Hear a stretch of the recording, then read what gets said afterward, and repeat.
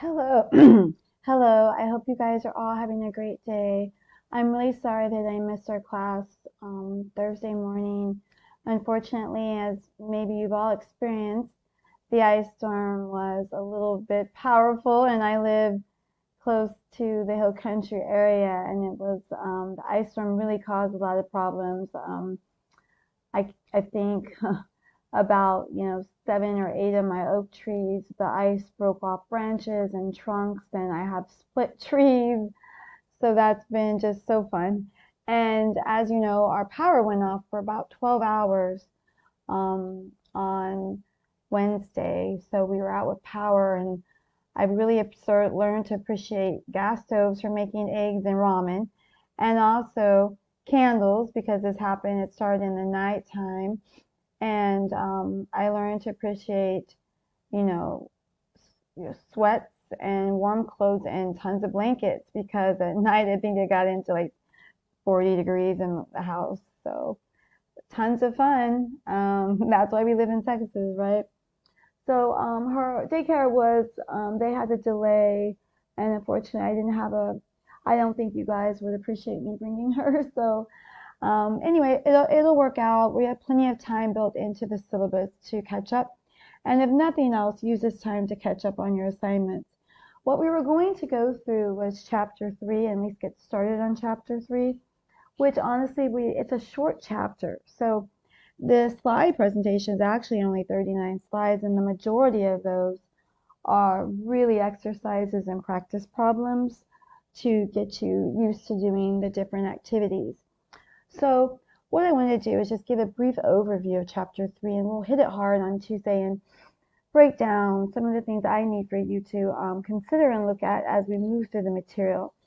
Now, keep in mind that we do still have plenty of time to get through the other chapters in time for our exam. And like I said, there's a lot of time built in to the course. Chapter 3 is on the income statement, and the income statement is a different beast, if you will, from the balance sheet, because here we're looking at profit and loss, whereas the balance sheet was looking at assets, liabilities, and owner's equity. And for those of you who like to make profits and money, this might be the chapter for you. So one of the things that they do highlight and talk about a little bit in here is the different activities which we've covered before, like the operating, investing, and financing activities.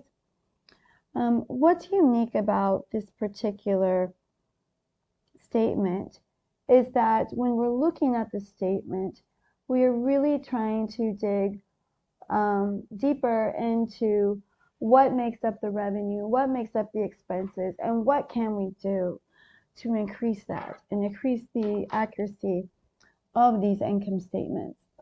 Now, in simple terms, an income statement is nothing more than revenues and expenses, and sometimes you get a little bit of other stuff kind of plugged into that. We use the accrual basis of accounting for financial accounting. Now, small mom and pops can use cash basis method of accounting because they don't have to follow and adhere to GAAP rules.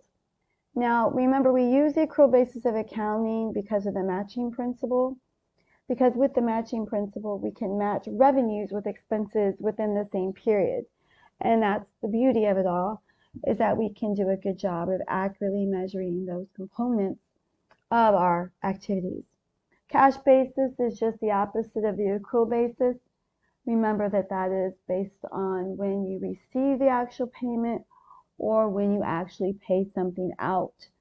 So I always think of someone holding their hands open with cash, or either paying or trying to receive, when I think of that term, which really, if you think about it, will help maybe you remember an easy way to remember cash basis.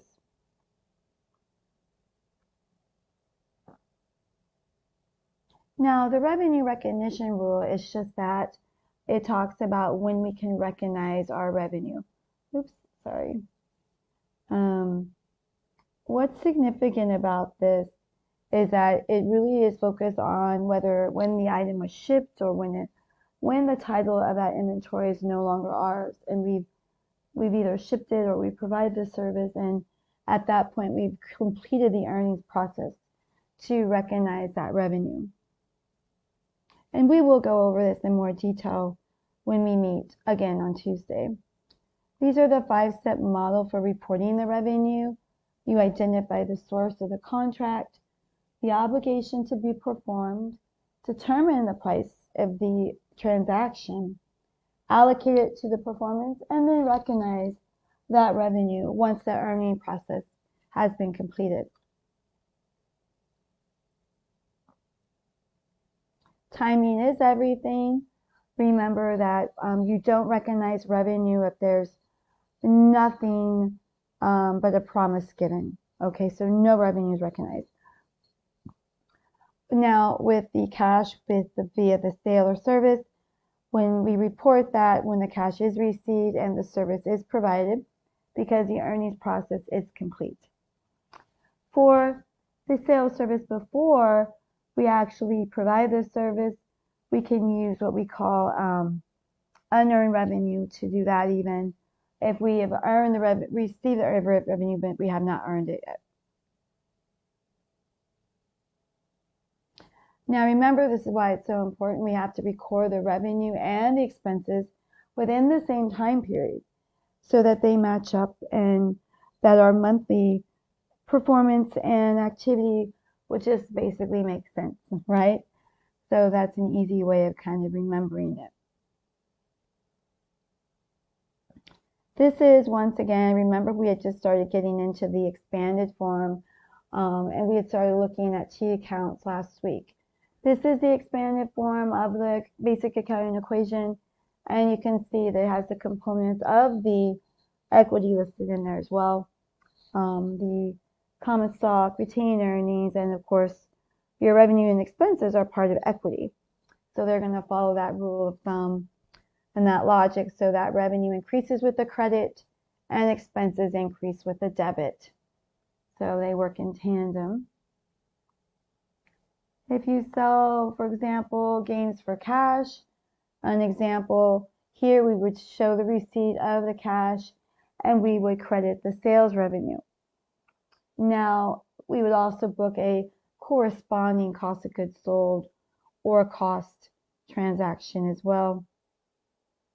And you can see how that plays out in terms of receiving cash, we have more revenue, and then the factors that go into putting it and recording it on the T account.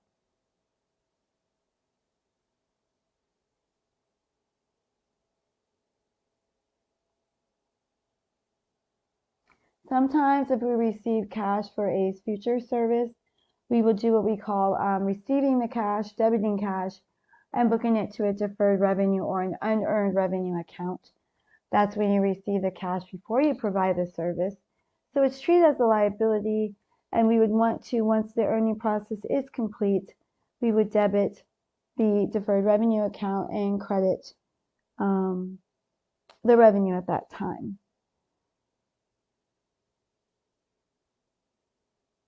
If it's a situation where we're selling apps on credit, the only difference here is that instead of debiting cash, we're now directly debiting accounts receivable. And the customer will typically have about 30 days to pay that before we get upset and, start hunting and pecking for our invoice payment and may charge late fees or something of that nature. Payment on account, this is when we make a payment on the account. So you could debit your cash and we receive that revenue from that receipt from the person who purchased the item. And at that time, we can clear off the accounts receivable because the person has paid their part and have paid off the invoice.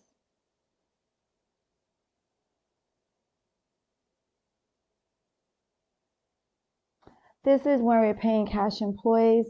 So the only thing different here is this is an expense. So we would credit cash because it's payment out. And also we would need to debit the wages expense to reflect the fact that this is truly an expense. This is another one where we're paying cash in advance. So we would debit prepaid rent, credit cash because it's cash going out the door. And so prepaid would stay there, and then every month we would allocate the appropriate amount from the prepaid rent. Incurring a loss to be paid later. So here, for example, if you have to debit advertising expense for some type of marketing promotion, we would credit accounts payable. In other words, we're not going to pay for it right this second, but if you go ahead and send us an invoice, we'll pay off the invoice. So as long as it's done in a timely manner, like net 30 terms, or maybe they have special terms like 210 or something of that nature, where they'll get like a 2% discount. This is another one where we're paying some cash for expenses. So we're debiting utilities expense and we're crediting cash. These are all of the T accounts lumped together, as you can see here. It's a beautiful thing. Then what you would typically have to do is an unadjusted trial balance. So this is created before we actually do any adjustments to the trial balance to true it up with any corrections for reversing maybe accruals or finally, earning that revenue or whatever the case may be. Rent allocations, any of those allocations. So these are the different processes, which we are going to go over these expenses in class. The other thing I wanted to mention is just a couple of the ratios. Well, we're going to go over the adjustments in class because I do think that needs a little bit more attention and focus on it. But net profit margin is a very popular type of metric or ratio. We take the net income and divide by revenues at this point. So any of this profit margin hopefully will be higher rather than lower. A lot of it depends on the industry. If it's a grocery industry, of course, it'll be low margins. But if it's something like maybe a mattress firm, well, they only have to sell 1 or 2 mattresses to make a lot of money. So they probably have a high margin. Here's an example. As you can see, we take the revenue minus the expenses to get the income. And then we would take the 3,100 divided by the revenue of 12,000, right? Which is right here, your sales revenue. And you get, I've got a calculator right here, 3,100 divided by 12,000. I'm getting 25.83% on that particular one. There you go. And that's all you have to do for that one, especially because most of the time the income is already calculated for you. So it's not too terribly difficult. Limitations, net income does not necessarily equal cash. Also, net income does not equal a change in value. And net income is never going to be necessarily exact. We just do the best that we can to match things up. So I'm going to save the chapter 3 exercises, which honestly, I think I'd rather do some of that Excel presentation, the solve exercises in there. So like if you go back to, let me go over here. If I go back to the weekly content, what I want to do on Tuesday in chapter 3, if you want to get a head start on this, I've got the Excel presentation loaded. Now, I'm not going to load chapter 4 or anything until I have a good indication that everyone's caught up with 3, and especially the first 2. But as you can see here, they do have a section on the net income, determining net income, and then calculating the net profit margin. So I definitely want to do number 12. We'll probably do one about the recording the journal entries and determining net income, as well as another one where we'll probably look at that last one where it deals with the unadjusted trial balance and preliminary financial statements in exercise 313. So if you want to get a head start and start looking at those are really going to be the main focus of next week. Covering chapter 3, catching up, get that done, squared away as we move on to the next chapter. So if you look at, and let me just do one thing. Let me grab, I wanted to grab the schedule really quick while I have you on. Let me go over here and grab the schedule. So in the schedule, I see that we were supposed to do chapter 3 this week, so I'm going to make a notation in my own schedule, just because the first chapter is going to be, the first exam is going to be on chapters 1, 2, 3. So what I think we'll do is next week we will cover chapter 3 and any questions you have. And then we'll probably count on doing the exam the following week. So week 5 will be exam 1. Then we'll do chapter 4. That gives us plenty of time for 5 and 6. And then we have that catch-up time built in before we get to exam 2. So I'm thinking here that we'll do chapter 3 Tuesday. And if that carries over, that's fine. If not, we'll do chapter 3 and we start in chapter 4. Even if we don't, or we'll do the exam that week. Otherwise, we'll do the exam the 13th, and we'll start on chapter 4 that Thursday. So everything would be very easy to work out and go through. And I'll make sure to post an announcement on that as well, that we're going to be finishing and completing, or going over chapter 3, completing that, and working on exam 1, scheduled probably for the 13th. And it just really depends on if you guys have a lot of questions on the material, or if you need a lot more clarification. And we will definitely look at some real examples of income statements and what they consist of as we kind of go through these different statements that we're studying and the differences between them especially. I think that you'll really enjoy the income statement because it's probably something that you're more acclimated to, used to, in terms of the financial statements. Probably the balance sheet will come in a close second. So I'm going to go ahead and post this. It's probably going to come over as a YouTube video, but it truly is a Screencast-O-Matic video, which Dr. Crow in the finance department is the one who showed me how to use it, and it's a really nifty tool. I like it because you can just capture your whole screen and get used to like seeing the screen and what's included there. So if you have any questions, please email me. Our power seems to be working fine now, and so just email me or call me or text me, and I'll be around this weekend working, and I'll also be working, Friday. But if you need to reach me, please feel free. I'm here for you, and I hope that you had a good week and stayed warm. And I look forward to seeing you guys all on Tuesday. So have a wonderful, blessed weekend. Thank you.